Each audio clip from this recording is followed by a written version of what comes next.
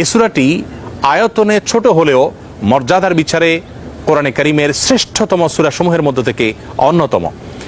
নবী করিম সাল্লাল্লাহু আলাইহি সাল্লাম এক হাদিসে বলেছেন, ইন্নাহা লাতাআদিলু সুলসাল কোরআন, নিশ্চয়ই সূরা ইখলাস এটি মর্যাদার বিচারে এবং সওয়াবের দিক থেকে কোরআন কারীমের 1/3 বা 1/3 সমতুল্য।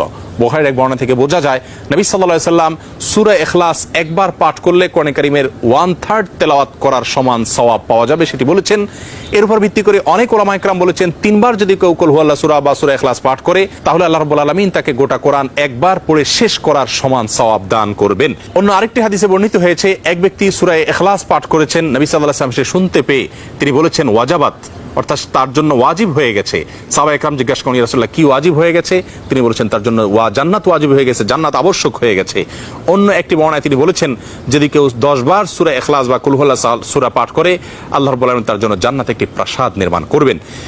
মসজিদে কুবার একজন ইমাম নিযুক্ত ছিলেন, যিনি প্রতি রাকাত ফরজ নামাজে সূরা ফাতিহা পাঠ করার পর যখন অন্য সূরা মেলানোর অপশন আসে তিনি প্রথমে সূরা ইখলাস পাঠ করেন, এরপর অন্য সূরা পড়েন।